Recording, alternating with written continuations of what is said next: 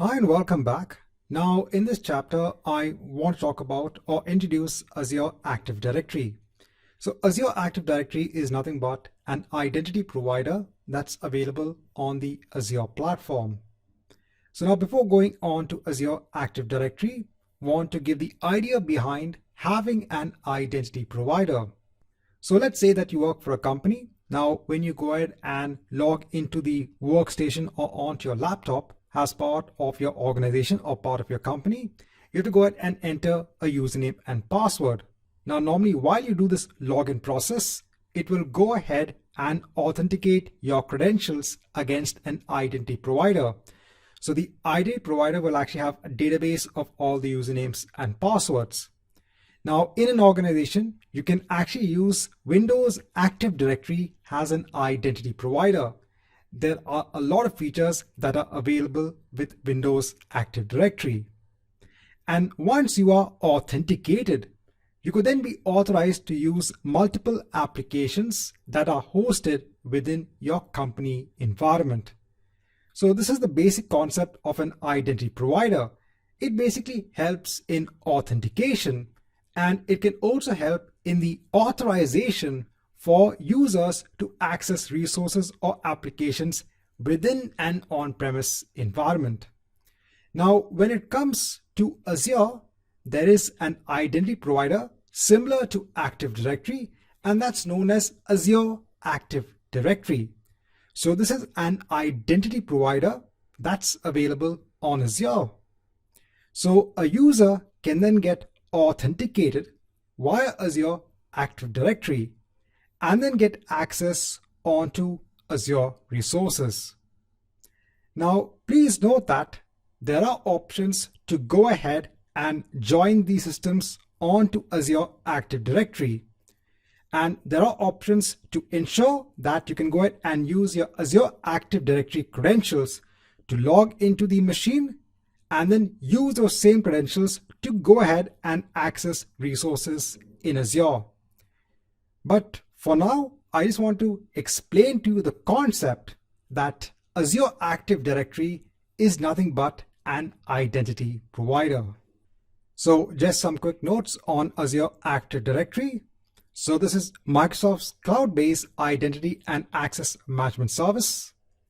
Now this allows users to sign in and access resources in the Azure portal on Microsoft Office 365 and other software as a service applications as well.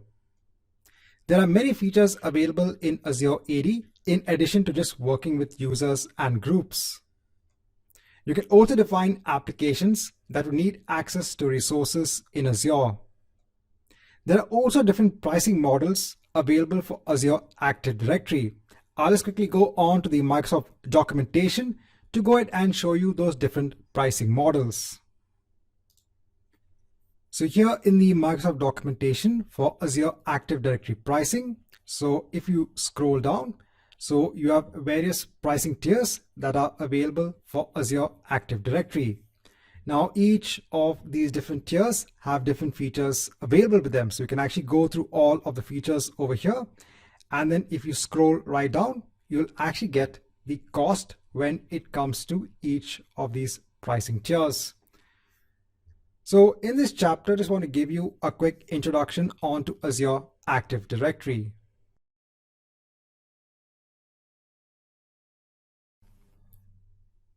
So in the last chapter, I'd given a quick introduction onto Azure Active Directory.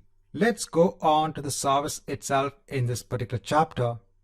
So if I show the portal menu, here, if I scroll down, I can see Azure Active Directory. Let me click on this. Now here, if you go on to the left-hand side, you will see you have a lot of features when it comes on to Azure Active Directory. Here you can clearly see that you have the Azure AD free licensing. So let me go on to the users. So here we only have one user, and that is our Azure admin account. If you want to create a new user, let me go ahead and hit on creating a new user. So what are the type of users that you might create? So you might create a set of users that are, let's say, based on IT administration. So you might be having IT administration team that could be taking care of your virtual machines, your storage accounts, etc. You could have them as users, and you could also assign them onto an Azure AD group. Or you might have database administrators that are separate, and you might create again users for those database administrators that could actually perform tasks on the databases that are defined as part of your Azure account. Now here, if I scroll down, here I need to give a username. So if I just give a simple username, now here you will see that you have the username, and then it will be @ and this is the default domain that you get. So it's a combination of the Gmail account that you've used during the sign up process .onmicrosoft.com. Now please note that in Azure Active Directory, you could also have your own custom domain names. So if you have your own domain such as cloudportalhub.com, you can actually create a user based on that custom domain. Now let me take the same username and place it here. Now here it will auto generate a password, but let me create my own password. Here you can see what are the password restrictions or the constraints. So you have to make sure that you create a password that abides by these particular constraints. Now here you can actually assign users onto groups. So the benefit of groups is, let's say you want to give access to the group as a whole. Instead of actually giving access one by one onto the users, you can make the users as part of a group and give them access accordingly. I'll leave everything as it is, so there's quite a bit of information when it comes to defining a user, and I'll hit on create. So here I have the user in place. Let me click on this user. I can then now log in with this user. So I can copy this username. Here I can sign in with a different account. I'll choose another account. I'll go on to next. Here, let me provide the password that I mentioned during the creation of the user. Now, by default, when you create a new user based on the password policy that is defined in Azure Active Directory, you need to create a new password.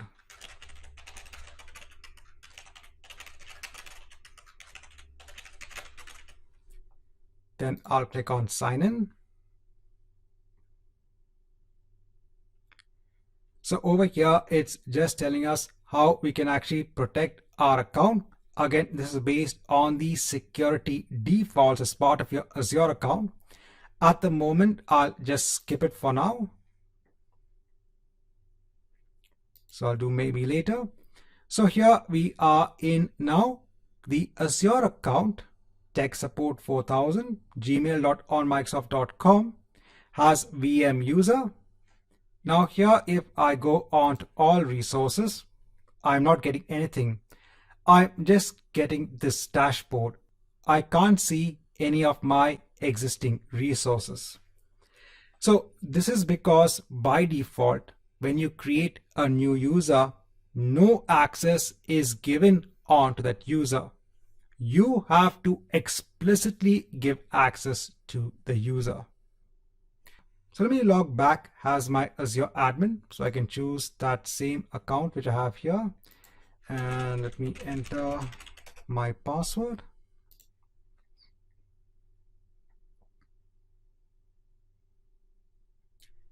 So we should be logged in.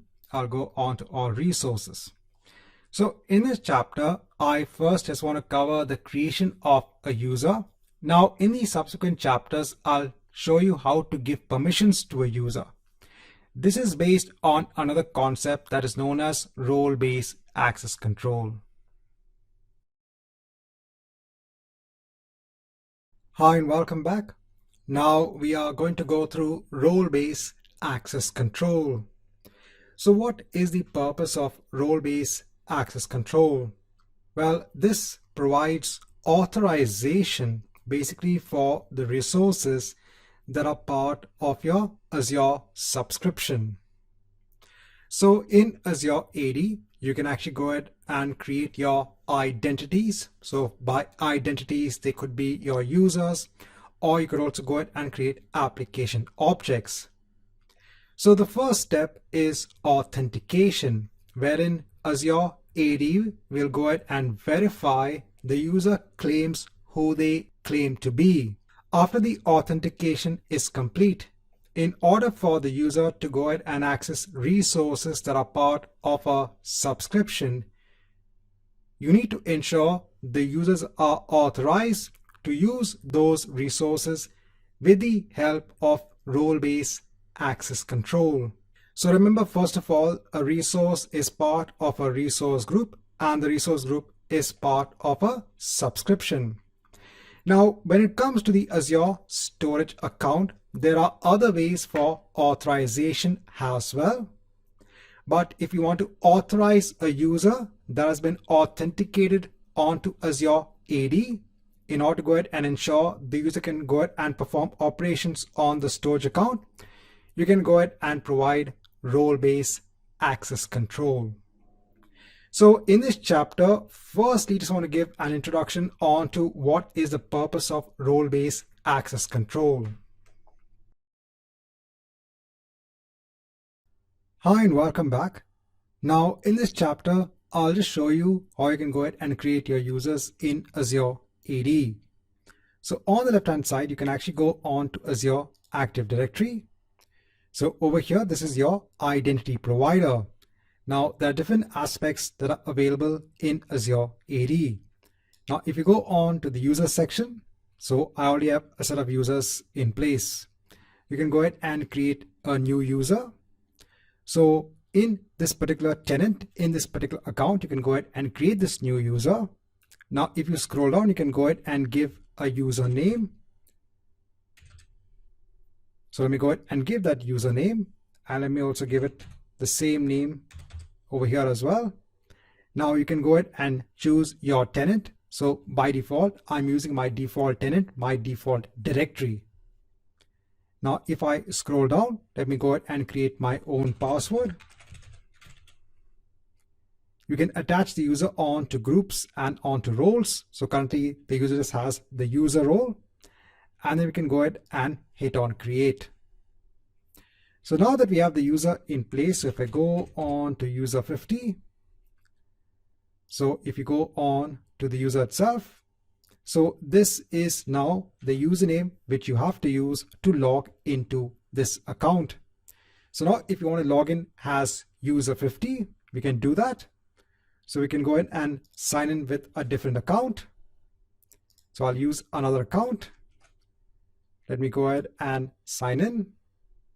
So I'll enter the password. Now, depending upon the policies, it will ask you to change the current password. So I'll enter a new password.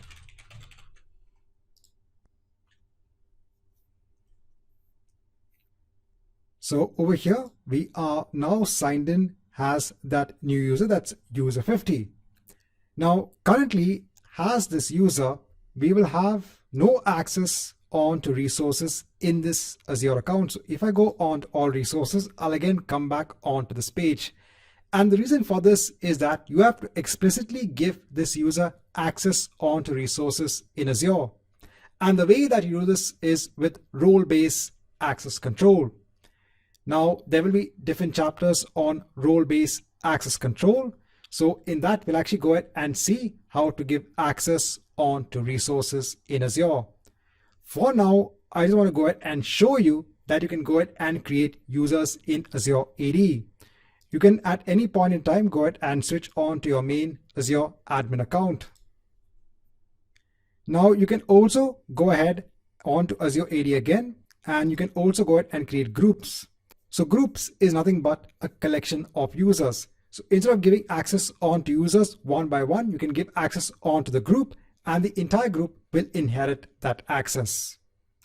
Right, so in this chapter, I want to give the basics when it comes to creating users in Azure AD.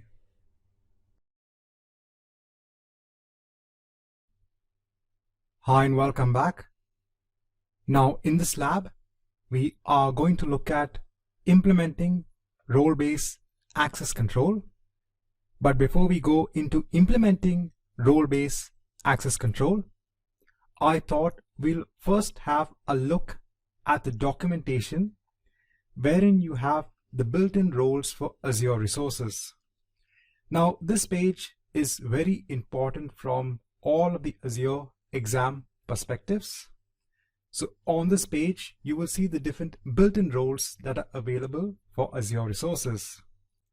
Now the three common roles are the owner, the contributor, and the reader role. So if you give the owner role, you can see that it allows you to manage everything, including access to resources. If you have the contributor role, it will allow you to manage everything except access to resources, a very important fact. If you have the contributor role, it lets you manage everything except access to resources. So this is very important, the key difference between the contributor and the owner role. And then finally, you have the reader role. Now, apart from that, you have roles which are pertinent to the various services available on the Azure platform. So for example, if I scroll down, so if I go on to the storage account contributor, this allows or permits the management of storage accounts. And then you also have roles which are based on the services within a storage account. Now, if you go on to any one of the roles, so let me go on to the storage account contributor role. So here you can see the description of the role itself. Now in the role, you have the description, the ID, and also the actions which are permitted as part of this role. So if you assign this role to a user or a group in Azure, these are the actions which will be allowed for the user. So for example, if you look at the storage accounts, so this is the type of access permission. So it's Microsoft.storage/storage accounts. And the star means that all the actions under storage accounts is allowed as part of this role. If you look at another example of an action, so let's look at Microsoft.authorization. So again, the permissions under Microsoft.authorization, the star means all the permissible types under Microsoft.authorization, but here we only have the read action, so not the write action, not the delete action, so we can't do anything else except for reading all the actions under Microsoft.authorization. So this gives you a good idea on the type of permissions that are allowed based on a particular role that's available in Azure. If you look at another role, so let's look at the storage blob data contributor. So here you also have data actions. So these are the actions that are allowed on the data that is stored in a storage container. So this is very important when it comes to all of the exams, the inbuilt roles which are available on the Azure platform. So here we are in Azure. So we are going to look at an example on giving role-based access control. So in Azure AD, if I go on to users, so for an existing user, so currently we want to go ahead and give this user access on the resources in Azure via role-based access control. Now, when you go ahead and give access on to user via role-based access control, remember you can go ahead and give access either at the resource layer, at the resource group layer, at the subscription layer, or at the management group layer. So if you go on to, let's say, a virtual machine, so I have this virtual machine defined in Azure. It's a client VM virtual machine. Now, in order to give access on to this user for this client VM virtual machine, if you go on to access control, So here is where we can actually go ahead and assign access. So let me go ahead and hide this menu. Now, if you go on to role assignments, you can currently see what are the current role assignments just for this particular resource, for this client VM virtual machine. So currently I have some permissions for my account admin. So these are the permissions assigned so far. So now if you want to go ahead and add a role assignment for this particular user, we can go ahead and click on add role assignment. Now over here, you can go ahead and select the roles that you want. So you have the main roles, which is the owner, the contributor, and the reader role. And then you have some other roles which are based on services. So if you want to give roles for the virtual machine, you have the virtual machine administrator login, the contributor, and the user login. For now, let me go ahead and just give the reader role on to this user. So here we can go ahead and search for the user. So we can go ahead and select the user and then click on save. So here we are going ahead and adding a role assignment for this particular user.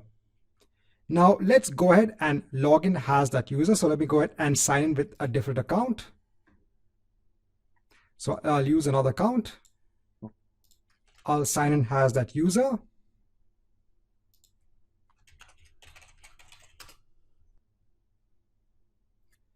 Now, after I've signed in as that user, in all resources, now you can see that we have access to read the details of the client VM virtual machine. So if you go on to the client VM virtual machine, you will be able to see the details of the virtual machine. But what you will notice is that for this virtual machine, you can't see aspects such as the public IP address, the private IP address. So all of these details are not available to you. Because please remember that all of these addressing concepts are actually given at the networking layer. So if I go on to networking over here, so in networking, it's giving you the error that you don't have permission for this network interface. So remember over here what we have done. We have gone ahead and given role-based access control for only this client VM virtual machine, only for this resource. So remember your other resources such as your network interface, the disks. So even if I go on to the disk section over here, so here it's unable to retrieve the disk information. So remember, even the OS disk which you have is a separate resource. So in order for this user to go ahead and fetch the information for these other resources, you have to go ahead and give the relevant permissions for these resources as well. So what you can do is that if you want to give access to the other resources, you can go ahead and give access individually to each resource, or you can go ahead and give permissions at the resource group level. So if I go on to the resource group, if I go on to the resource group that has all of these resources, so I have, in addition to the virtual machine, I also have other resources as well. Even over here, we can go ahead and give access control for users for the resource group. So again, I'll go ahead and click on add role assignment. I'll select the role of a reader. Again, let me go ahead and select that user. I'll click on save. So now we've gone ahead and added a role assignment at the user group level. Now this will go ahead and reflect onto all resources in that resource group. So for example, if I go on to all resources now, if I go on to the public IP address that is assigned to that virtual machine, if I go on to access control, let me go ahead and hide this. Let me go on to role assignments. Now over here, you can see that this user now has access onto this public IP address, and this is because this permission has been inherited at the resource group level. If you now go on to all resources, now if you wait for a span of around 2 to 3 minutes, if you go ahead and now refresh the page as this particular user, you can now see all of the resources in the resource group. Now if you go on to the client VM virtual machine, if you try to go ahead and stop this virtual machine, you will get an error. And why is this? is because, remember, you have given the role of the reader to this user to this virtual machine. If you want to give the ability of the user to perform changes to the virtual machine, you will have to give a role with higher privileges. So you could go ahead and give the role of the contributor. This will ensure that the user has the ability to stop the virtual machine. Right, so in this chapter, I want to explain to you or show you the concept behind role-based access control. So remember, this is used to give permissions onto resources in Azure. Hi and welcome back. Now in this chapter, I want to go ahead and give an introduction onto application objects. So application objects is something that you actually go ahead and define in Azure Active Directory. Now let's say that you have an application in place and this application needs to go ahead and access an Azure storage account. Now you could go ahead and embed the access keys of the Azure storage account in your application to go ahead and perform the required authorization. This is one way of doing it. But you could also go ahead and create a separate application object in Azure Active Directory. That application object can then be given access via role-based access control onto your Azure storage accounts. There are advantages when you go ahead and make use of application objects. So some of the advantages are you can actually go ahead and set different permissions for the application object. So in addition to giving permissions for just your Azure storage account, let's say you want to go ahead and access another resource in Azure, you can go ahead and give access onto that application object as well. So you can go ahead and make use of that same application object to authorize, access onto different resources as part of your Azure account. Also, the application object can also assume the permissions of a user. So let's say a user is logging in via the application and you want to go ahead and use the permissions that have been assigned to the user to go ahead and access resources as part of your Azure account. You can again go ahead and make use of the application object. This application object, this entire implementation is part of the Microsoft Identity platform. It helps to build applications that users and customers can sign in using their Microsoft Identities or social accounts. So in this chapter, I want to give an introduction onto application objects.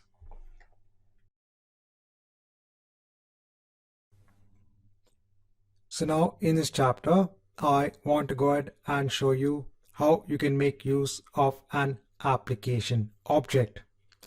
Now over here, I have a normal program that is used to go ahead onto an Azure storage account. It will go on to a container known as data.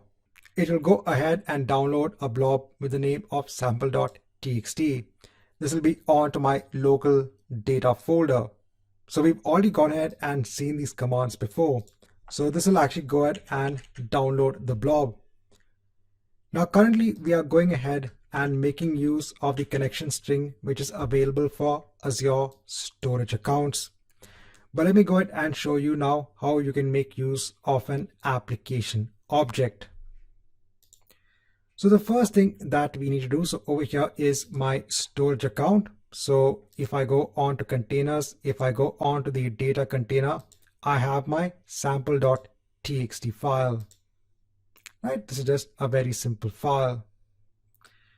Now in another tab, let me go on to Azure Active Directory. Over here, let me go on to app registrations, and over here you can go ahead and register an application. Over here, let me go ahead and hit on new registration. Over here, we need to go ahead and give a name for the application. I'll go ahead and leave all the other settings as they are, and I'll go ahead and hit on register. Now, once we have this application in place, now we have to go on to our storage account. Over here, we have to go on to access control. And over here, we can go ahead and add a role assignment. Over here, let me go ahead and first assign the reader role onto the storage account. And here now you should be able to see your application. So you can see your Blob app in place. You can go ahead and select it and go ahead and hit on save.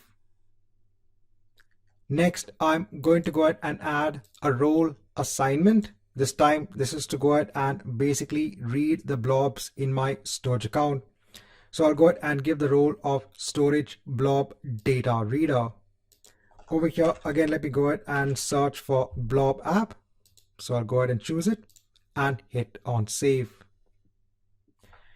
So now we've gone ahead and defined something known as an application object in Azure Active Directory.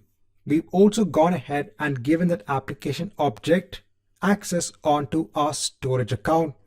So this is like giving an identity access onto a storage account. Instead of actually giving it onto a user, we are giving it onto an application object defined in Azure Active Directory. Now we have to go ahead and basically now replace this connection string, and we have to go ahead and now make use of that application object. So for that, we have to go ahead and define 3 more properties.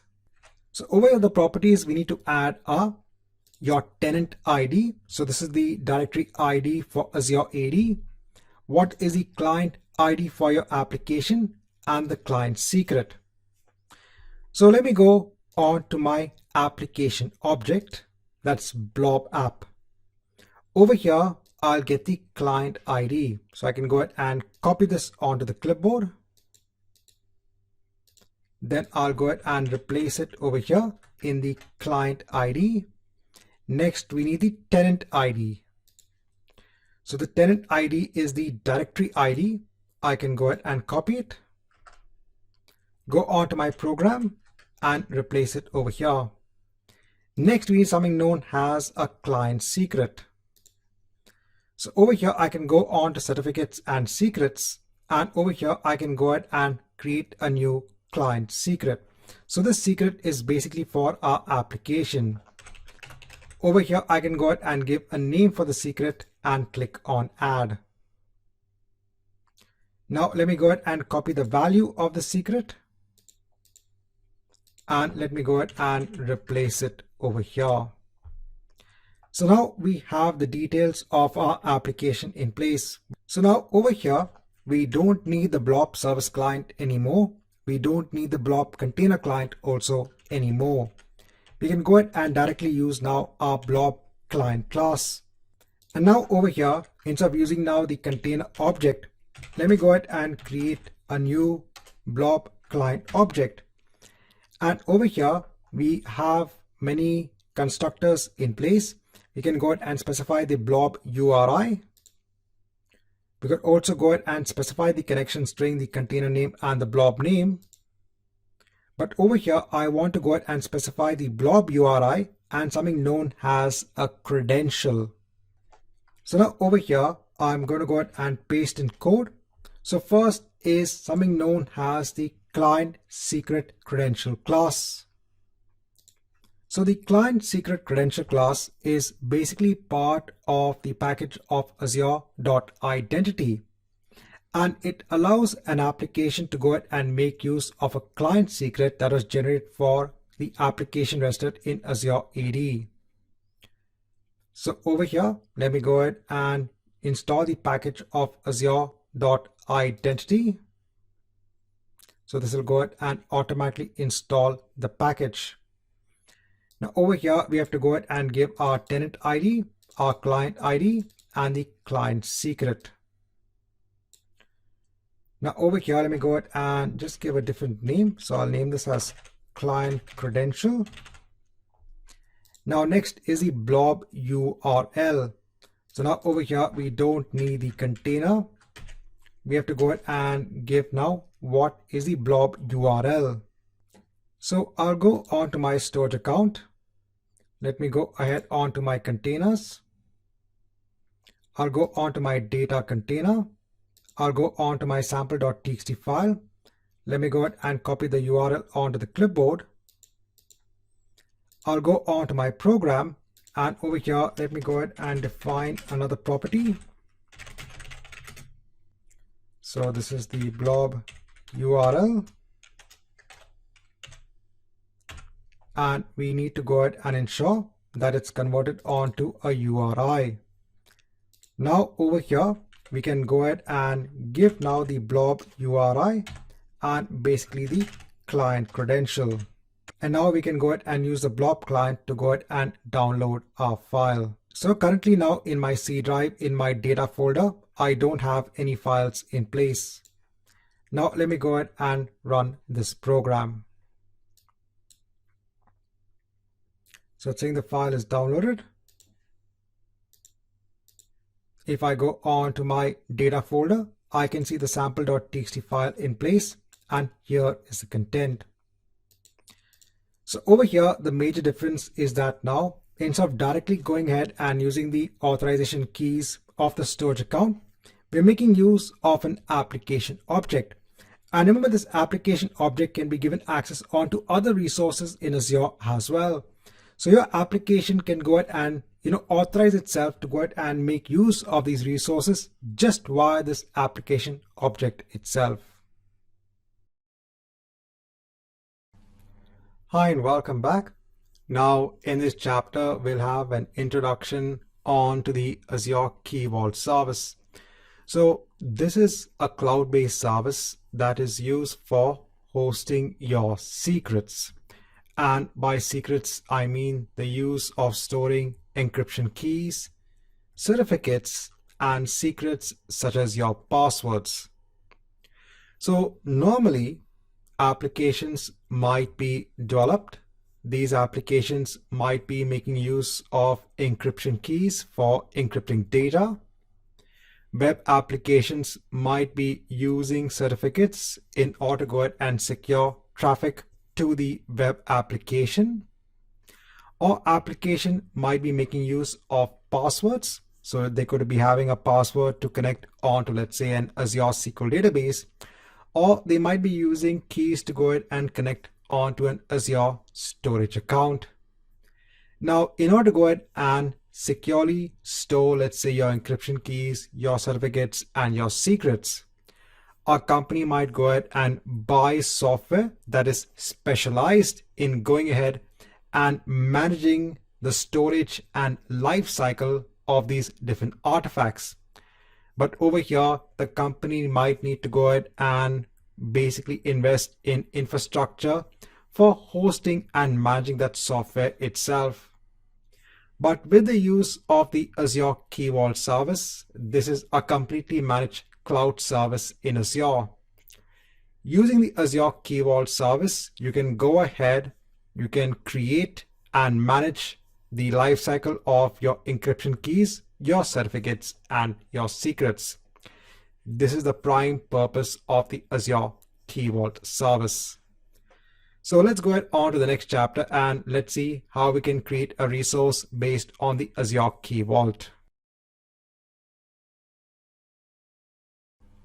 So here we are in Azure. Now let's go ahead and create a resource based on the Azure Key Vault. So in all resources, let me go ahead and click on add. Now over here, let me go ahead and search for Key Vault. And let me go ahead and choose that. Let me go ahead and hit on create. Now I'm going to go ahead and choose an existing resource group. I'll go ahead and give a unique Key Vault name. I can go ahead and change the region for my Key Vault. I can leave the pricing tier as it is. I'll leave all the other settings as they are. I'll go on next on to the access policy. So in the access policy, there are different options in place. So for example, if you want to go ahead and make use of something known as Azure Disk Encryption for your Azure virtual machines, you can go ahead and enable the setting for the access policy. Or if you want to go ahead and allow other users to go ahead and manage, let's say, your keys, your secrets, and your certificates, you can go ahead and basically add those users via an access policy and give them permissions onto the keys separately, onto the secrets separately, or onto the certificates separately. At this point in time, it's automatically adding my Azure admin account in the access policy. So let me go ahead and leave it as it is. I'll go on to next for networking. I'll leave it on to the public endpoint. I'll go on tags. I'll go on to review and create, and let's go ahead and create this key vault. It will just take a couple of minutes. Let's come back once we have the key vault in place. Now, once the resource deployment is complete, let me go ahead on to the resource. Now over here, the main things that you'll actually go ahead and create are your encryption keys, your secrets, and your certificates. So let's mark an end onto this chapter, wherein we've gone ahead with the first step of the creation of the key vault.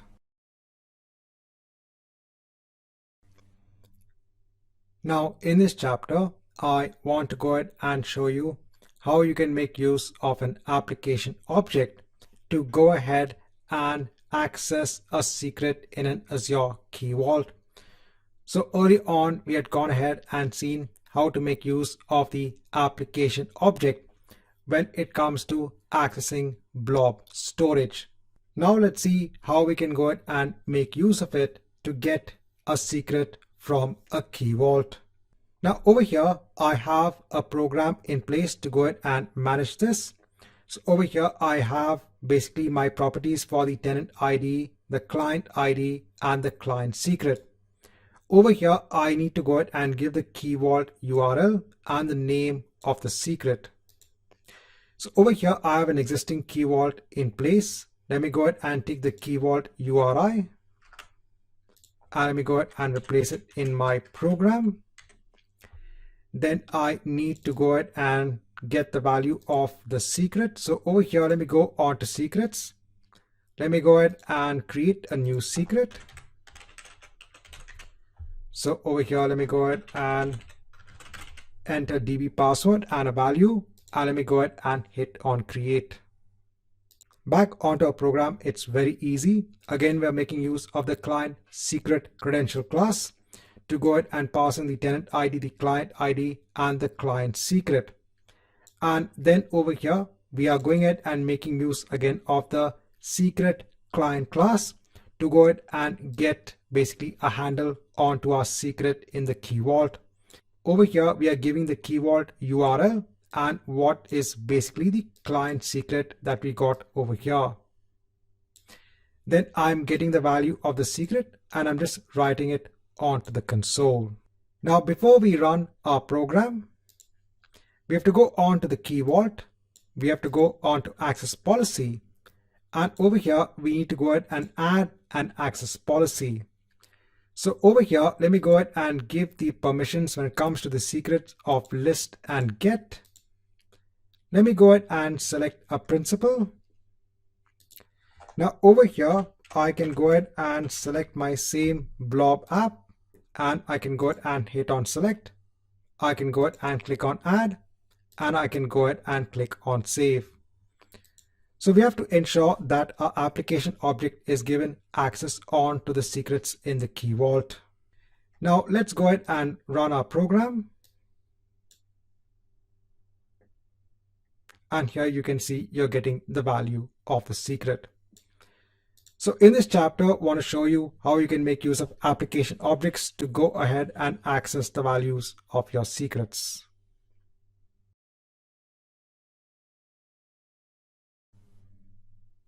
Hi and welcome back. Now in this chapter, I want to go ahead and show you how you can use an application object to work with encryption keys. Now in my program over here, I again have the static properties for the tenant ID, the client ID, and the client secret. Over here, I have the Key Vault URL, the name of my encryption key, and over here, what is the text I want to encrypt. So let's say you want to go ahead and encrypt this text. You can go ahead and make use of an encryption key. So let me go ahead onto my Azure Key Vault. Let me go on to keys. Let me go ahead and hit on generate. And over here, let me go ahead and give a name for the key. And let me go ahead and hit on create.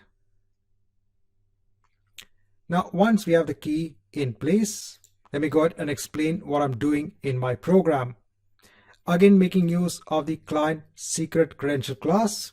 Over here, passing in the tenant ID, the client ID, and the client secret. This time, since we are working with keys, I'm making use of the key client class. Now, please note that all of this is part of the packages which are part of the Key Vault. So over here, I'm using azure.security.keyvault.keys. Going back onto my program over here, I'm now going ahead and getting the encryption key. Now, once I get the encryption key, I can go ahead and make use of the cryptographic client class. This is actually part of the Azure Key Vault package, and it allows you to go ahead and perform cryptographic operations with the Azure Key Vault keys. Now, in order to go ahead and encrypt your data, so currently it's in string format, encryption needs to be done on the underlying bytes. So first, I'm using the encoding class to go ahead and get the bytes of the text that needs to be encrypted. Then I'm using my crypto client object that's part of the cryptographic client class to now go ahead and encrypt my bytes. Over here, you can go ahead and make use of different encryption algorithms. Then over here, I am going ahead and displaying the ciphertext. This is based on what has been encrypted. If you now want to go ahead and decrypt the encrypted text, over here again, you get the bytes based on the ciphertext. And next you can go ahead and use the decrypt method to go ahead and decrypt the bytes. And then you can go ahead and get again the string equivalent of what you have decrypted.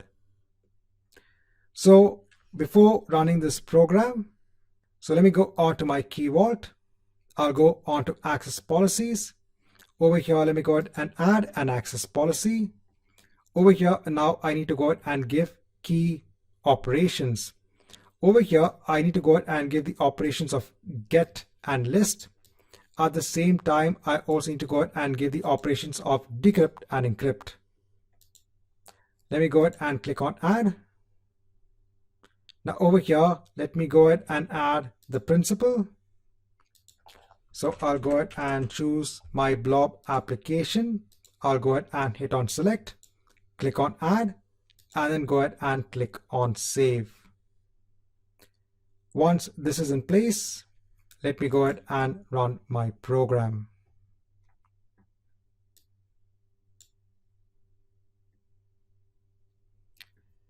So now over here, you can see the encrypted text. This is based on the encryption key. And over here, this is the decrypted text. So in this chapter, I want to show you how you can make use of application objects and at the same time, how you can make use of encryption keys that are defined in the Key Vault.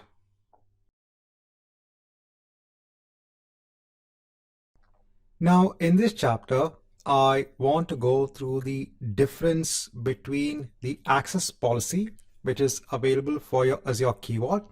So remember, the access policy is used to go ahead and give specific permissions when it comes to the operations that can be performed on either your secrets, your certificates, or your encryption keys. And then you have role-based access control. So role-based access control can be assigned on to your users or your applications defined in Azure AD that gives you permissions to go ahead and manage the Key Vault, right? So not the secrets, the keys, and the certificates, but just to go ahead and manage the key vault itself. So there is a difference between the RBAC policies that you have and the access policy. So I want to go ahead and give an explanation on the difference between these two. Now in Azure, I'm going to go ahead and first create a new key vault. So in all resources, I'll go ahead and click on add. Over here, I'll go ahead and search for key vault. I'll go ahead and choose key vault and hit on create. Over here, let me go ahead and choose an existing resource group. Over here, I'll just go ahead and give a name for the key vault. I'll go ahead and scroll down. I'll just decrease the number of days to retain the deleted vault. I'll go on to next for the access policy. Now, in terms of the permission model, they also have, in addition to the vault access policy, you can also go ahead and work with Azure role-based access control. And I'll go through that option as well. For the moment, let me go ahead and leave it as vault access policy. And by default, there'll be some permissions given onto our Azure root account. Go on networking, leave everything as it is. Go on tags, go on to review and create. And let me go ahead and hit on create to go ahead and create this key vault. Now, this will just take a couple of minutes. Now in another tab, so if I go on to Azure Active Directory, if I go on to my users, so over here I have a user demo user C. Let me go on to the user. Let me just confirm a couple of things. I'll go on to assign roles. I want to see if there are any active assignments, so no. If I go on to Azure role assignments, I want to see if this user has been assigned any roles as part of the test environment subscription. So no. So when demo user C actually logs in, they will not be able to go ahead and see any resources in Azure, right? So that's the first thing. So I want to go ahead and actually confirm that. So I'll go back onto the user, go back onto the profile. Let me go ahead and open up all resources in a new tab. Let me go ahead and log in as the user. So I'll go ahead and sign in with a different account, use another account, go on to next. So just logging in as the user. So we don't have any resources in place. Now let's say, let me go ahead onto the resource. Now I want to go ahead and give access to that user for managing, let's say, the secrets, right? So I want that user to have the ability to work with the secrets over here. So what are we supposed to do? So the first thing that we need to do is to actually go ahead and first give the user access onto the key vault itself before we can actually go ahead and give access onto the keys, the secrets, and the certificates. As an Azure administrator, so I'm logged in as the Azure administrator, I already have the owner role over the entire subscription. That means that I also have the ability to go ahead and work with the key vault, because remember, the RBAC roles trickle down from the subscription onto the resource group onto the resources. That's why as the account owner, I can go ahead onto this key vault and I can go ahead and work with the keys, the secrets, and certificates, because again, when you go ahead and create the key vault, it also adds the access policy for this root account to go ahead and manage the keys, secrets, and certificates. So the first thing that we need to do is to go ahead and add an RBAC role for that user to have the ability to go ahead and actually access the key vault, that resource first, before we can actually go on to the secrets. So let's go ahead and do that. So I'll go on to access control. I'll go ahead and click on add role assignment. Now over here, I have something known as the key vault reader role. Now I am not going to go ahead and assign this role. I'm going to go ahead and assign the normal reader role. I'll go ahead and choose my user. So I'll choose that user and hit on save. Now let me explain why I am going ahead and assigning the reader role and not that Key Vault reader role.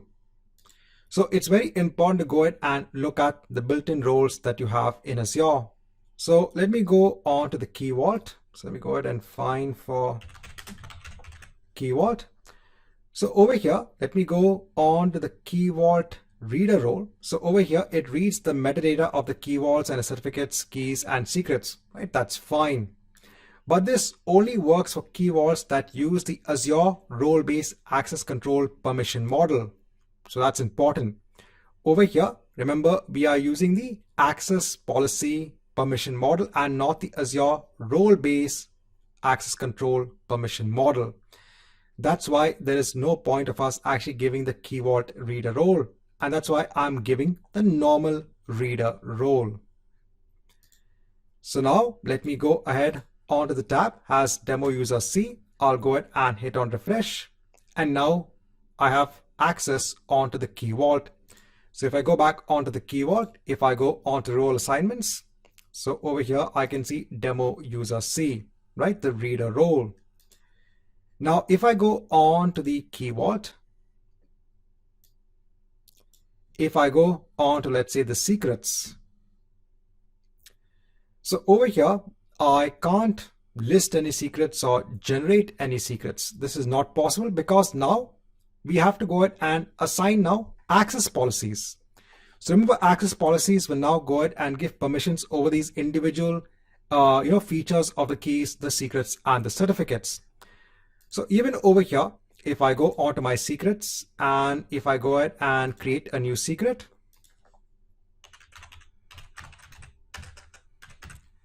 just enter a value. And let me go ahead and hit on create. Right, so I have the secret in place. Over here, even if I go ahead and hit on refresh, I will not be able to see it. So what am I supposed to do? Over here, go on to access policy. Let me go ahead and add an access policy. Over here in secret, let me go ahead and just give the list permission for now. And let me go ahead and choose the principal. So I'll go ahead and choose demo user C. I'll hit on that user, hit on select, click on add, and then click on save. So now we've given demo user C the ability to go ahead and list the secrets. Going back on to the tab as demo user C, let me go ahead and hit on refresh.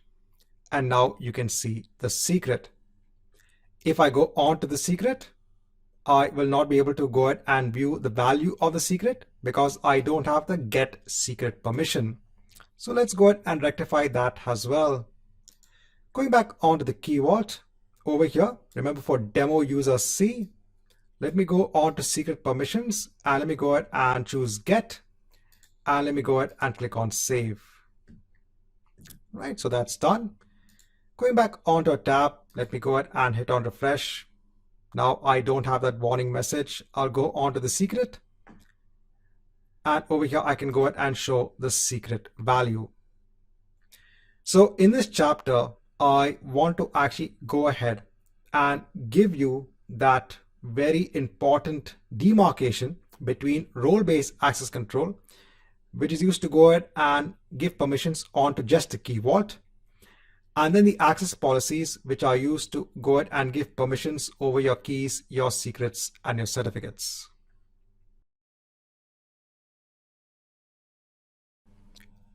Hi and welcome back. Now, in this chapter, I want to go ahead and give an introduction onto manage identities. First, I want to give a use case scenario on why you would want to go ahead and make use of manage identities. So manage identities actually helps Azure resources to authenticate to services that support Azure AD authentication. Now, let's say you have an application that is running on an Azure virtual machine. Let's say that application is accessing an Azure storage account. Now, in order to authorize the application to use the Azure storage account, there are a couple of ways. One way is to go ahead and use the storage account access keys. But this means that the access keys need to be in the application, either in a configuration file, or they could be on the VM itself. Another way is to go ahead and also make use of a service known as the Key Vault and store the access keys over there. But then in this case also, you would need to go ahead and define an application object in Azure AD, and then again the aspects of this application object again need to be part of either the application or on the VM. So in some way or the other, you need to go ahead and add some sort of secrets or passwords in order to ensure that the application can actually go ahead and access the Azure storage account. So in either case, there is always a need to go ahead and embed some sort of secret in the application or on the VM to go ahead and enable accessing that Azure storage account. That's where we enter manage identities. So what you can do is that for resources in Azure, this depends on the service, you can actually go ahead and assign a manage identity. So for example, let's say you have a virtual machine. The name of this virtual machine is demo VM. When you go ahead and enable the manage identity for this VM, it'll actually go ahead and create an identity for that VM in Azure Active Directory with the name of demo VM. Then what your application can do is that it can go ahead via a service that is running on this machine, now request for an access token from Azure AD to access a resource such as an Azure storage account. You still need to ensure that you use role-based access control to give permissions to that managed identity over the Azure storage account. But in this case, you don't need to embed any sort of secrets in the application or the VM. The application on demand can go ahead and get an access token from Azure Active Directory and then use that access token to securely access the Azure storage account. We are going to go ahead and look at an example on this so that we have a better understanding. Now, in the last chapter, I had explained the concept of manage identities. Now, in this chapter, in order to go ahead and understand manage identities, let's go ahead and implement a use case scenario. So over here, I have a .NET program in place. This is interacting with the Azure Blob service. What I want to do is that I want to go ahead and download a blob known as sample.txt onto my local C temp folder from a data container. So I'm doing nothing special over here. I'm just going ahead and downloading the content onto a local path. Now I've gone ahead and create a new storage account for this purpose. So let me go on to containers. Let me go ahead and add a container. So I'll go ahead and just give a name for the container, hit on create. Now I'll go ahead and upload that sample.txt file from my local machine. So I'll go ahead and hit on upload. So if you go onto the file, if you go onto the edit section, so over here, just some simple text. So over here, I want to now go ahead. Sorry, I forgot one thing. If I go onto my storage account, let me go onto access keys and take the connection string for this storage account. So I'll go ahead and show keys, take the connection string. Let me go ahead and replace it over here. Right, and let me go ahead and hit on save. And I'll go ahead and just build the solution. Now I'm going to go ahead and actually copy the binaries onto an Azure virtual machine. So over here in Azure, let me go onto virtual machines. So I've gone ahead and create a virtual machine with the name of demo VM. This is based on Windows Server 2019 Data Center. Now I'll go ahead and hit on connect and choose RDP. And let me go ahead and download the RDP file. I'll copy this RDP file onto the C temp folder. Now for the RDP file, I'll go ahead and right click and I'll go ahead and choose edit. I'll go on to local resources. I'll go ahead and hit on more. I'll go on to drives and I'll go ahead and map my local C drive. I'm doing this so that I can go ahead and copy the binaries from my local machine onto this VM. Let me go ahead and hit on connect.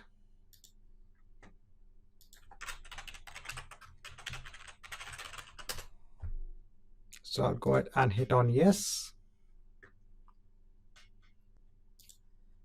Now, once I'm connected, let me go ahead and open up File Explorer. If I go onto this PC, now over here, I can see that I have a map C drive onto my desktop. So let me go ahead onto the temp folder in the desktop. So I'm going on to the temp folder, and over here, I'll go on to Azure Storage Blob. So that's my project which I have on my local machine. Let me go on to Azure Storage Blob. Let me go on to the bin folder. Let me go ahead and copy the entire debug folder. So I'll right click, hit on copy. I'll go on to the D drive and let me go ahead and just paste it over here. So I'm copying the contents. Now, while this is being done, let me also go ahead on to C drive and let me go ahead and create a temp folder. So our blob will be downloaded in this temp folder. Now, next, let me go on to local server. I want to go ahead and install the .NET SDK. So let me go ahead and first turn off enhance security configuration, hit on OK. Let me go ahead and open Internet Explorer.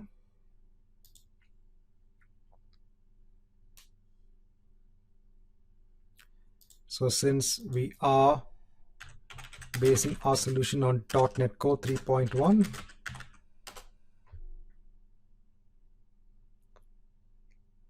so I'll go on to download. Over here, let me go on to the .NET Desktop runtime and let me go ahead onto Windows and choose the x64-bit installer. I'll go ahead and click on Run.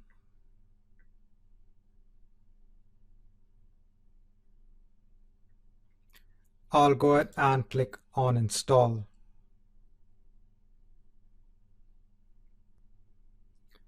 Once this is complete, I'll go ahead and hit on Close.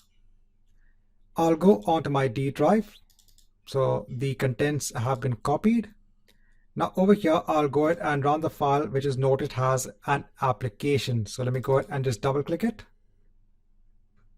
So it's saying the file download is complete. If I go onto my C drive, if I go onto my temp folder, I can see my sample.txt file. Right, so over here, we have looked at an example wherein we are not looking at manage identities. But remember over here, we are still embedding our connection string, which also contains basically our access key over here. Now, in the next chapter, we'll go ahead and look at manage identities.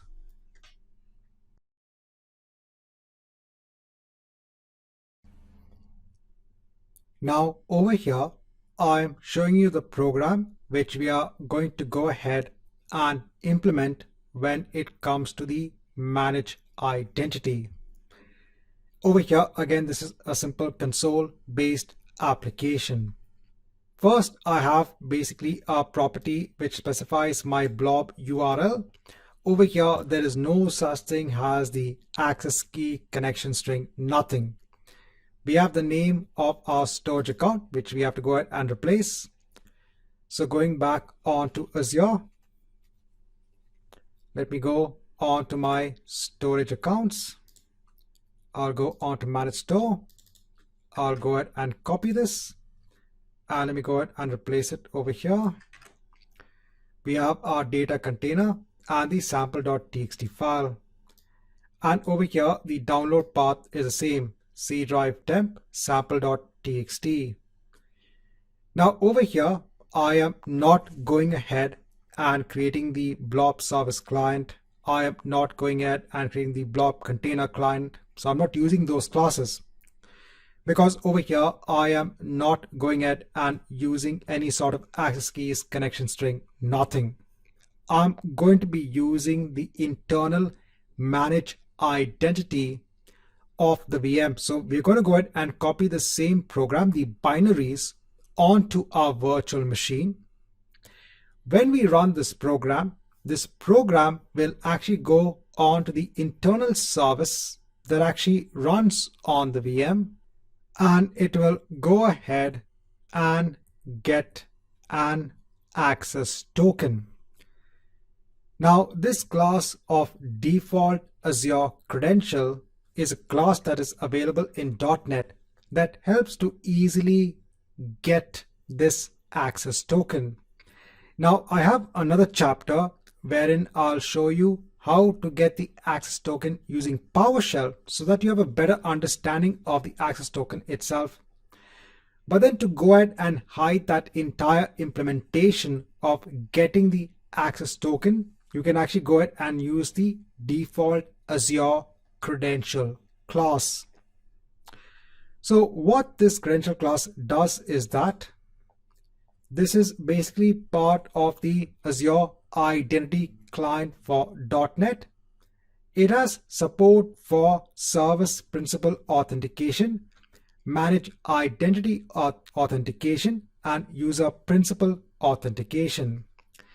So what this class will do is that it will go ahead and start searching for authentication which is available at different levels.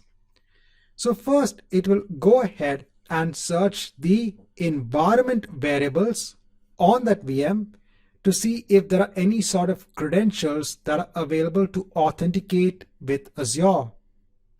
If no credentials are in place, it will go on to the next step. Does the resource have a managed identity? Then that managed identity can be used for authentication. So it will go in the sequence to try and find out if credentials are available to go ahead and authenticate onto Azure. This will be done by that particular class, so it makes things much more simpler. Going back onto our program, once we have that credential in place, over here, I'm just going ahead and creating a new URI based on this blob URL. Then in the blob client, the constructor, I'm going ahead and passing that URI and the credential, and then I'm going ahead and downloading the file. So let me go ahead and now build the solution.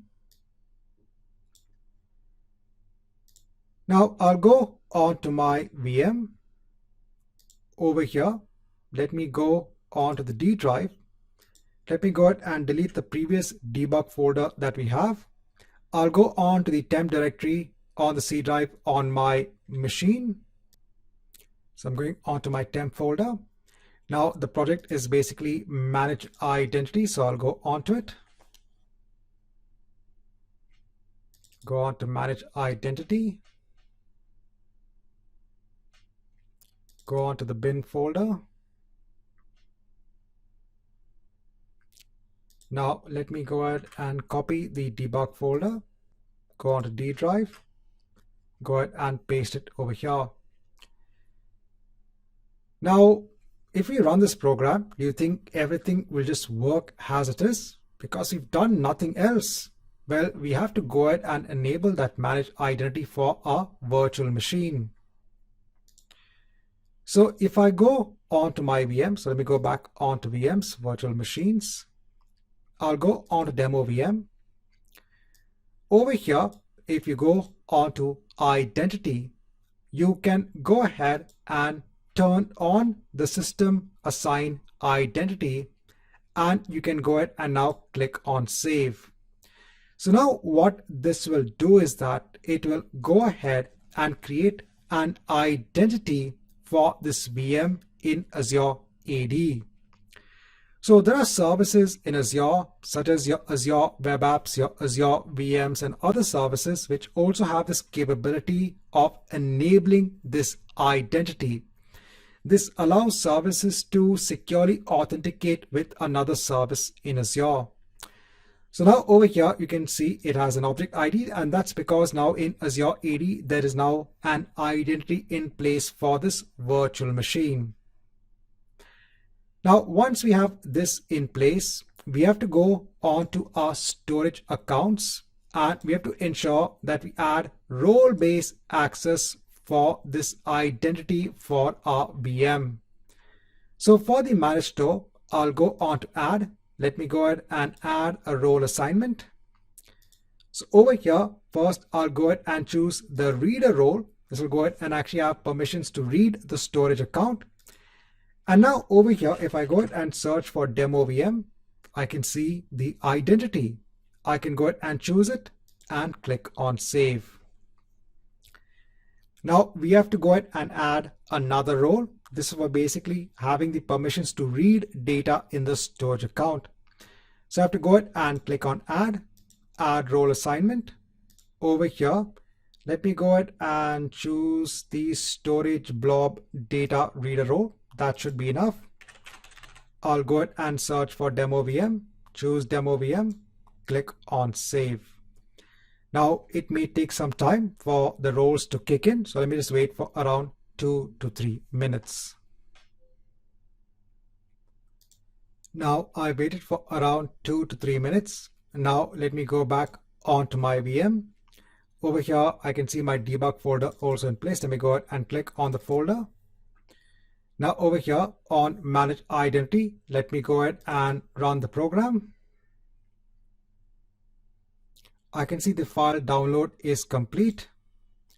So I don't think that I deleted the sample.txt file before, so we can go ahead and run it again. That's not a problem. So let me go ahead and delete this. Let me go ahead and open File Explorer again.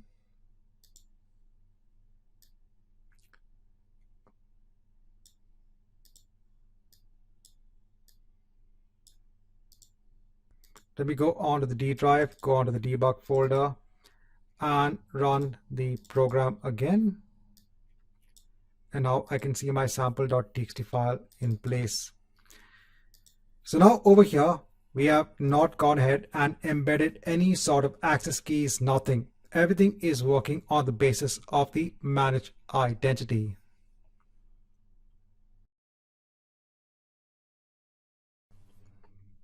Hi and welcome back. Now in this chapter, I want to show you how you can use a managed identity to get the value of a secret that is defined in an Azure Key Vault. Now over here, I need to go ahead and use the Key Vault URL and what is the name of the secret. So over here in Azure, I already have a Key Vault in place. So I've gone ahead and copied the Key Vault URI. So over here, I've copied it onto the program. Now I also have a secret in place that is known as DB password. And the rest of the program is the same. We are making use of the token credential class to go ahead and get a token. Then we use the secret client class to go ahead and get a handle onto the secret. We get the value of the secret and I'm writing it onto the console. Let me go ahead and build the solution. And now let me go ahead and copy the binaries onto a virtual machine. So I have demo VM virtual machine in place. Now over here, let me go on to identity. So this is a new virtual machine that I've spun up. Over here, let me go ahead and enable the system assign manage identity and click on save and click on yes. Now once this is done, let me go on to my Key Vault. Let me go on to access policies. Over here, let me go ahead and add an access policy. Over here in secrets, get and list. Let me go on to the principal. Over here, let me go ahead and choose demo VM and hit on select, click on add, and then click on save. Now let me go ahead and connect onto the virtual machine. So I'll go ahead and hit on connect, RDP. I'll download the RDP file. Over here, let me go ahead and click on edit. I want to ensure that I connect my local C drive.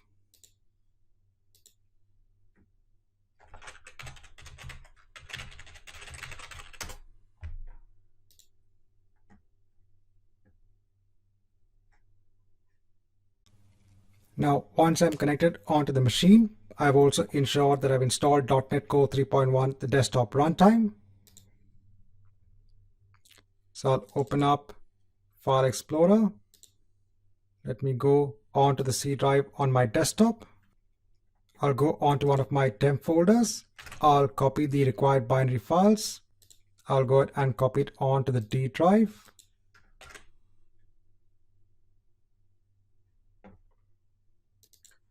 Now, once the file is copied, I'll go onto the folder. Let me go ahead and run the program. And now over here, you can see you're getting the value of the secret.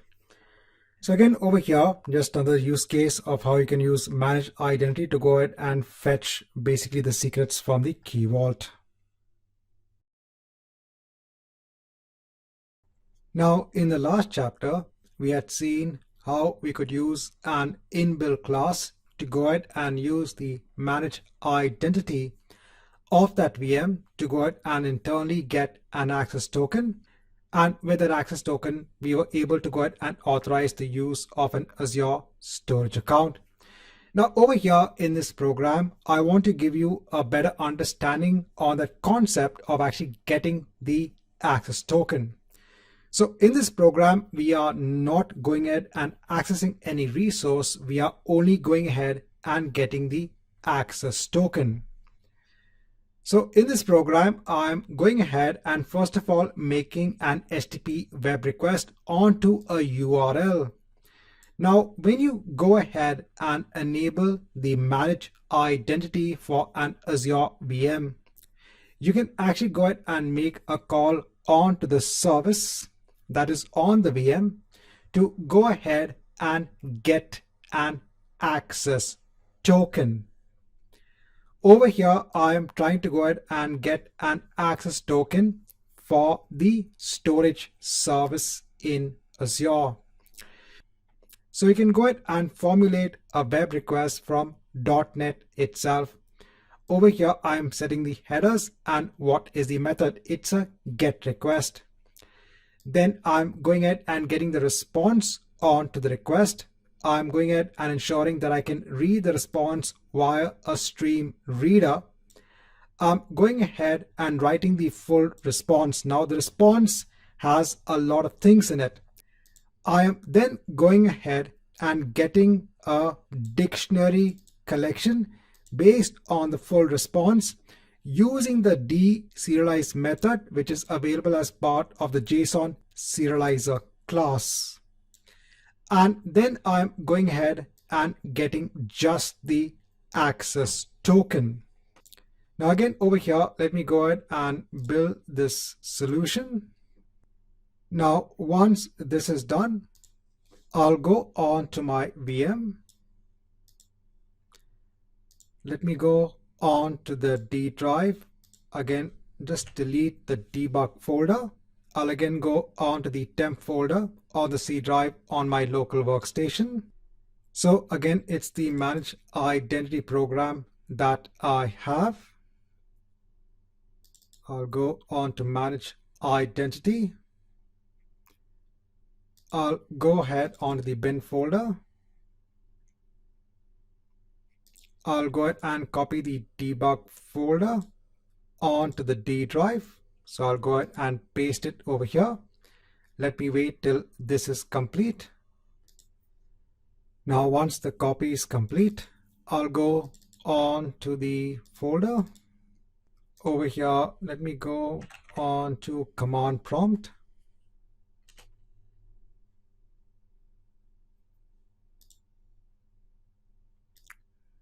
So I'll just go on to D drive, cd debug, go on to that folder. Over here, let me go ahead and run the manage identity.exe.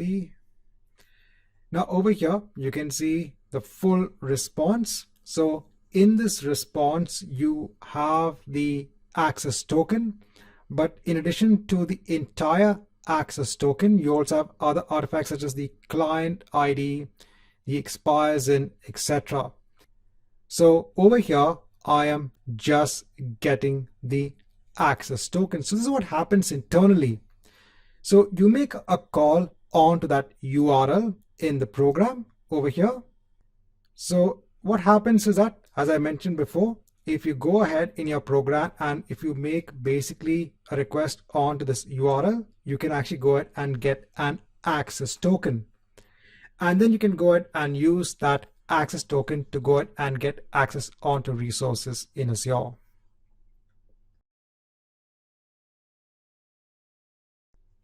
Hi and welcome back. Now in this chapter, I want to show you how you can use PowerShell to also get an access token and how you can actually go ahead and use that access token to get information about the VM itself. Now, the first thing I'm going to do is I'm going to go ahead and grant access onto the managed identity for the VM itself. So you can't assume that that identity has access onto resources in Azure. You have to explicitly give that access. So in Azure, if I go on to my virtual machines, if I go on a demo VM, remember for this, we have already gone ahead and enable the identity property over here. But now I want to go ahead and ensure that I get access onto the properties of this VM. So over here, I'll go on to access control. I'll go ahead and click on add role assignment. I'll go ahead and choose the contributor role. Over here, I'll go ahead and choose demo VM and hit on save. Then I'll go on to the overview. I'll go on to the resource group that contains this VM. I'll go ahead on to access control, add role assignment, and over here I'll go ahead and choose the reader role. So the reason I am choosing the reader role at the resource group level is to go ahead and ensure that the identity can read other properties about the VM, such as the details of the network interface, etc. And remember, all of these are separate resources that are part of the resource group. So now that we have this in place, let's go over our PowerShell script. So over here, I'm going ahead and using the commandlet of invoke web request. Over here, again, I'm making a request onto that local web service which runs on the VM to get an access token. This time I'm making an access onto management.azure.com. Now I'm getting the response back over here. So in the response object, then I'm going ahead and taking the content and then getting the access token. Then I'm invoking another web request. This time it is to go ahead and get the information about the VM. Now over here, we have to go ahead and basically enter what is the subscription. So if you're following along, make sure to go ahead and replace your subscription over here. Replace what is your resource group and what is the name of your VM. So we'll go ahead and do that. If you go on to your VM, so demo VM, if you actually go on to properties, if you go and scroll down, so over here you can go ahead and take the entire resource ID, you can go ahead and copy it onto the clipboard. This is the resource ID for the VM. If you go over here, you can go ahead and replace it from subscriptions all the way onto demo VM. So I'll go ahead and Control V, make sure to remove the slash over here. So this is fine.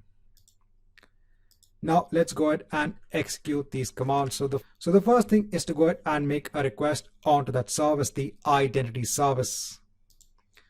So over here on the demo VM machine, let me go ahead and open PowerShell. So I'll go ahead and open Windows PowerShell. Let me go ahead and just increase the font. Now over here, let me go ahead and run the first command, which is to go ahead and invoke that web request. So that is done. So if you go ahead and look at the response, so over here you have the response in this format, and over here you can see that in the content we have the access token. That's what we want to get. So over here I just want to go ahead and get the content. So I'll go ahead and just right click. So now I've got the content in place. So let me go ahead and echo the content.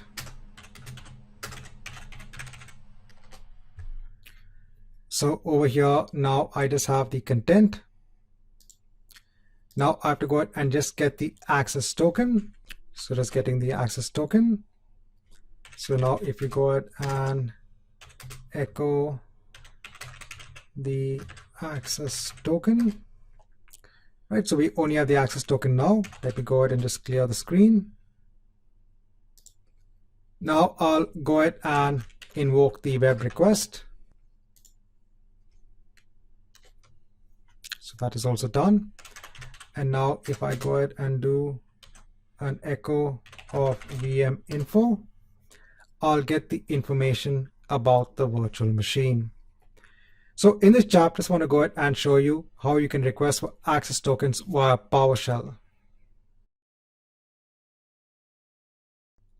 Now in this chapter, I just want to go ahead and talk about the concept of a user assign manage identities. So there are two types of managed identities in place.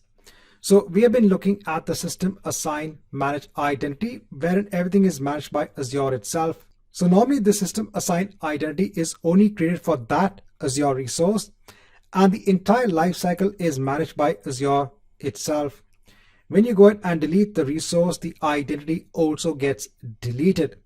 But you could also go ahead and create a standalone resource of an identity. This will be a user assign identity. And then you can go ahead and assign that same identity onto one or more instances of an Azure service. And this identity itself is managed separately. Now I'll just go ahead and show you how to create that user assign identity. Now in Azure CLI, in Azure Cloud Shell, we are going to go ahead and execute the following commands. First is to go ahead and install the required modules for PowerShell. So the az.manage service identity. Then we'll go ahead and create a new user assign identity with the name of app identity. Then I'll go ahead and take the identity ID. This will be the output from this previous command. And I'll go ahead and basically get a handle onto an existing Azure resource machine with the help of get AZ-VM. And I'll go ahead and update the VM with that new identity. So firstly, let me go ahead and install the module. So in another tab over here, I'm in Azure Cloud Shell. So let me go ahead and first install the module. Over here, I'll go ahead and type in Y for yes. Now, once this is done, let me go ahead and create a new user assign identity. So we have this in place. Now we have to go ahead and take the ID, copy it, and we have to go ahead and place it over here. So when we are updating the VM with this identity, we need to go ahead and enter this as basically the ID property. So just remember, just ensure that this is correct. Now over here, if you go on to all resources, so in another tab, let me go on to all resources. And now over here, you can see your managed identity has a separate resource. So over here, now you are managing this managed identity. Over here, let me go ahead and clear the screen. Now let me go ahead and get a handle onto an existing VM that I have. So demo VM in new GRP. It's in the new GRP resource group. Then let me go ahead and update the VM with this identity.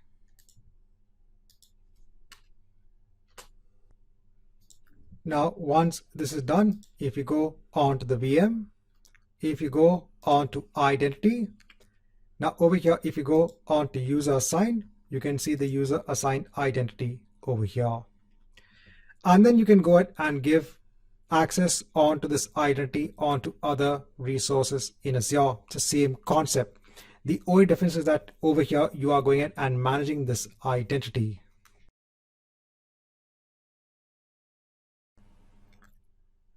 Hi and welcome back. Now, in the next set of chapters, I want to go through the feature which is available in Azure when it comes to encrypting your disks which are attached onto your Azure virtual machines. Now, there are different ways you can actually go ahead and accomplish this. So by encryption, you actually make use of encryption keys to go ahead and encrypt the data in the underlying disks when they are finally stored in the Azure data center. For most companies, when it comes to security, this is an important requirement, wherein the underlying data, when it's finally stored in the Azure data center, needs to be encrypted at rest. Now, there are a set of ways you can actually go ahead and accomplish the encryption of your disks. You have something known as server-side encryption, and you have Azure disk encryption. Now, when you're going ahead and using server-side encryption, so by default, your data is already encrypted by Azure using server-side encryption. Over here, the underlying Azure platform actually makes use of its own encryption keys. But if you want to go ahead and use your own encryption key, which is stored in the Azure Key Vault, then you can actually go ahead and make use of server-side encryption using customer managed keys. And that is what we're going to see in our lab. Now for this lab, I'm first going to go ahead and create a new VM. So I'll go ahead and hit on new virtual machine. Over here, let me go ahead and choose a resource group. Just give a name for the VM. Over here, no infrastructure. I'll go ahead and change the size.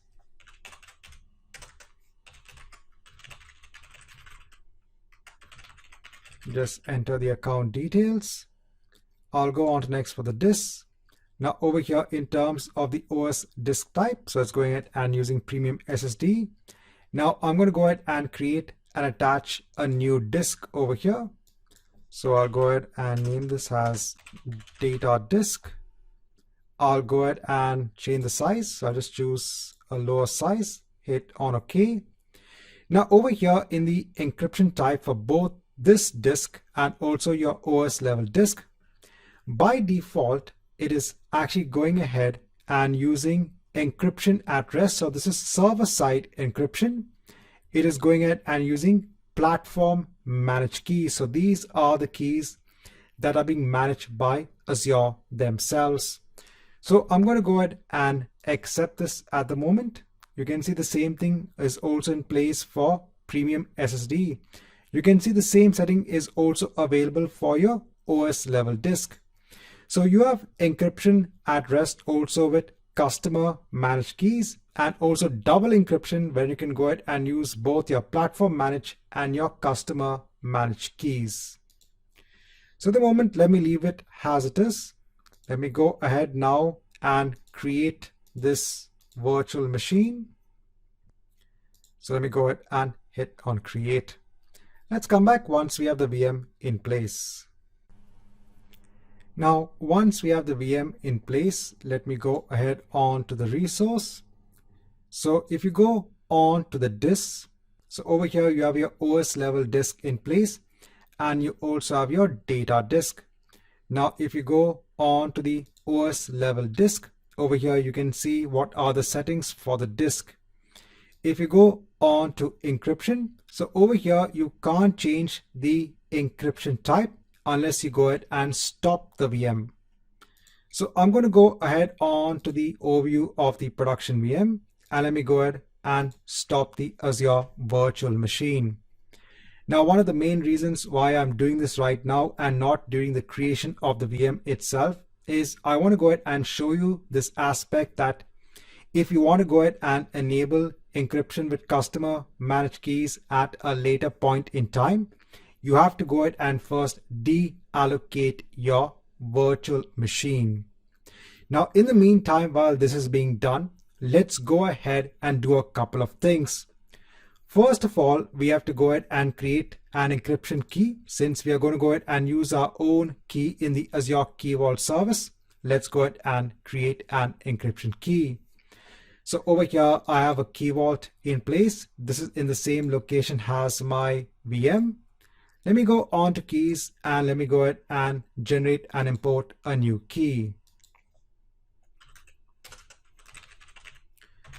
So I'll give a name for the key. I'll leave all the other settings as they are, and let me go ahead and hit on create. Now, once we have the key in place, I'm going to go on to all resources. Now we have to go ahead and create one more resource, and that is known as a disk encryption set. So we have to go ahead and link our key onto the set, and then we can go ahead and link the set onto the encryption for our underlying disk. So over here, let me go ahead and scroll down and create a disk encryption set. Over here, I'll go ahead and choose my resource group. So I'll make sure it's in the North Europe location. Over here, let me go ahead and over here, I'll just go ahead and give a name for the set.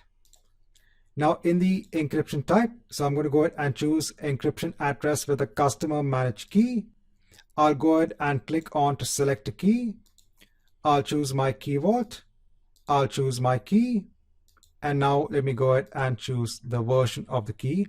Hit on select, so it will be the current version. Let me go on to review and create, and let's go ahead and hit on create. So let's wait till this is done.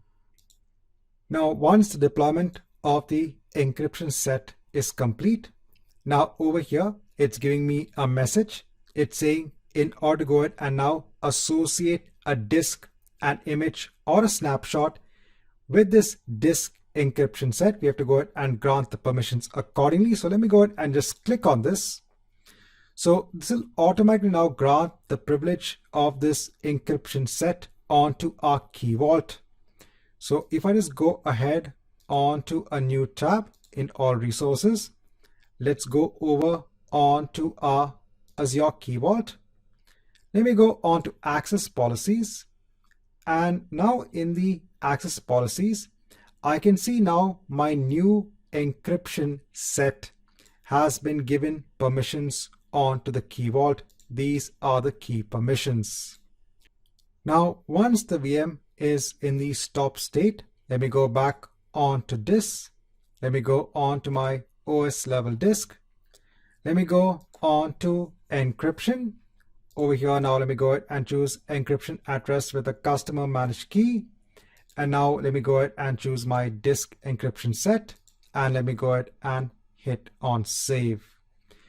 So now it will go ahead, use our customer managed key that is linked onto the disk encryption set, and go ahead and encrypt the data on the disk. Once this is done, we can go back onto our production VM. I'll go onto the overview. and I'll go ahead and start the VM.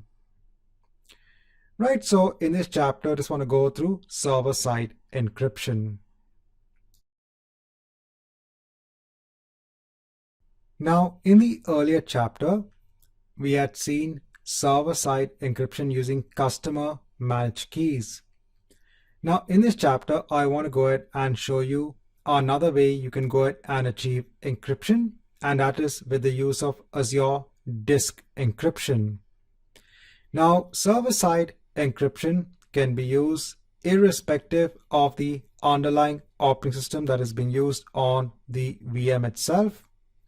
When it comes to Azure Disk Encryption, so if it is a Windows-based machine, it'll go ahead and use BitLocker to go ahead and perform the encryption. And if you have a Linux VM, it'll go ahead and use the DMCrypt feature to go ahead and perform the encryption. For Azure Disk Encryption, again, you need to have a key vault in place. Now, what I've done is that I've gone ahead and spun up a new VM. I've got the disk again in place. So I have the OS level disk and I have a data disk. Now over here, I'm going to go on to additional settings. Over here in the disk to encrypt, I'm going to go ahead and choose both OS and data disk. And over here, we need to go ahead and select a key vault and a key. Now I need to first go on to my key vault.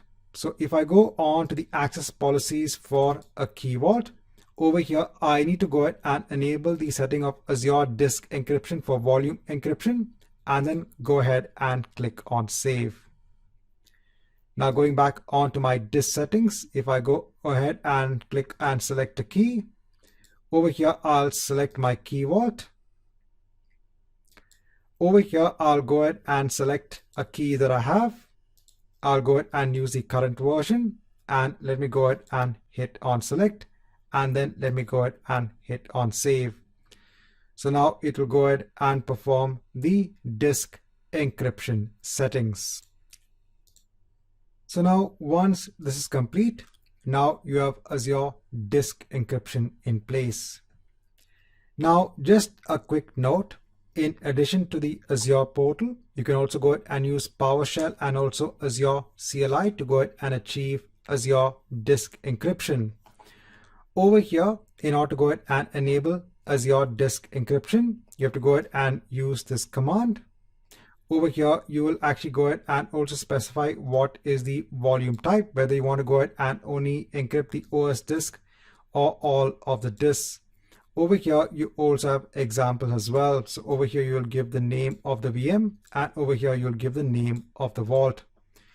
So just be aware that you also have this command also in place.